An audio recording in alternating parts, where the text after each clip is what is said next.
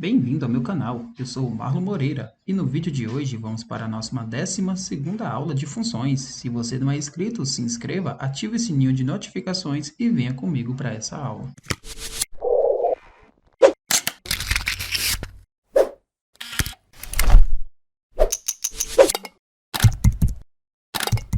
Fala pessoal, beleza? Nessa aula a gente vai aprender um pouquinho a respeito do que é uma função ímpar e do que é uma função par. Diz o seguinte aqui da função par.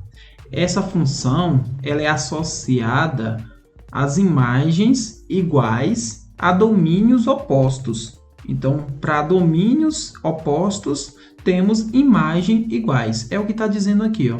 Se você tem um domínio x, o oposto de x é menos x. A gente sabe que a imagem aqui, ó, vai ser igual. Y vai ser igual a y. A imagem dessa primeira função com o domínio x com a imagem dessa outra função aqui com o domínio menos x. Ou seja, que representa aqui o oposto de x. Então, nesse caso aqui, a imagem que vai ser igual, certo? Já na função ímpar, essa função ela associa imagens opostas a domínios opostos. Então, nesse caso aqui, a gente tem domínios opostos, porém, a imagem aqui também vai ser oposta. Então, se vai ser y ali, o outro vai ser menos y, ou vice-versa. Então, a gente vai ver agora aqui um exemplo para ficar mais nítido a diferença. Então, por exemplo, temos aqui a função f de x é igual a x ao quadrado menos 5. Ok, está aqui uma função, um exemplo de uma função. Vamos fazer agora o teste para ver se essa função ela é uma função par.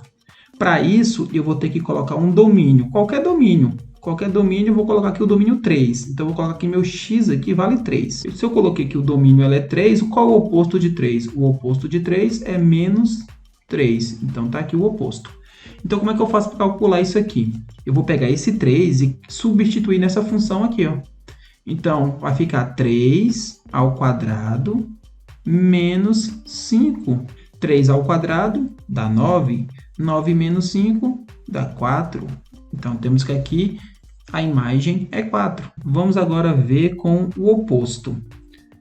Menos 3 ao quadrado. Vamos substituir na função, né? Menos 3 ao quadrado, menos 5. Bom, temos o seguinte, que menos 3 ao quadrado vai dar 9. 9 menos 5 também vai dar 4.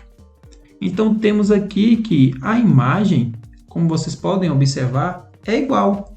Então, para domínios opostos, a imagem é igual. Então, isso aqui já basta para nós dizermos que essa função é uma função par. Beleza? Agora vamos ver aqui um exemplo da função ímpar. Então, vamos colocar aqui, ó, f de x é igual a 2x. Pronto, está aqui um exemplo de uma função. Vamos testar se essa função ela é uma função ímpar. Então, a gente vai fazer o mesmo processo. A gente vai colocar aqui determinado domínio e o oposto desse domínio. Vamos pegar o 3 também, né? Pode ser qualquer valor, gente. Eu coloquei um 3 aqui para vocês poderem ver a diferença. Porque aqui a função também muda, né? O oposto de 3, a gente sabe que é menos 3. O oposto, para quem não sabe, tem uma videoaula aqui no canal. O oposto de um número é só você trocar o sinal dele. Bom, vamos substituir aqui, ó. Quando o x ele foi 3, então se a gente substituir esse x aqui, ó, vai ficar 2 vezes 3. Isso aqui é igual a 6. Beleza? Beleza. Agora vamos testar aqui com o menos 3. 2, que é o 2 da função, vezes o valor de x. Quem é x agora? X menos 3.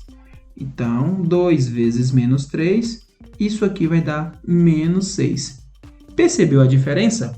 Para domínios opostos, temos imagens opostas. Aqui a gente tem um valor de 6 e aqui tem um valor de menos 6. Então, isso caracteriza uma função ímpar.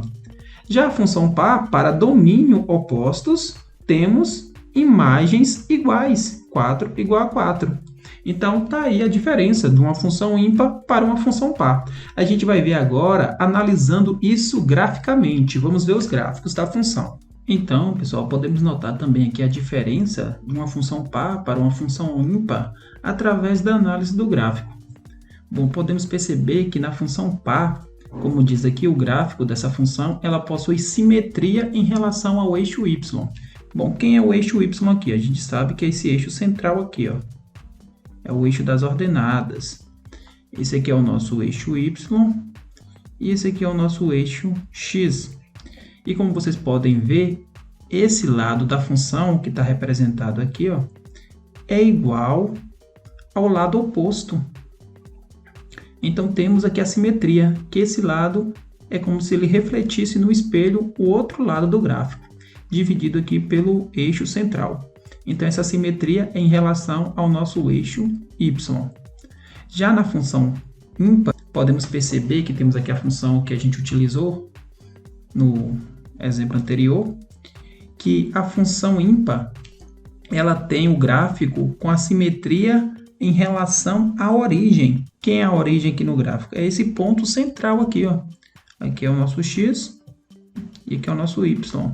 A gente pode observar que esse gráfico aqui ele é simétrico. Esse lado é igual a esse outro lado.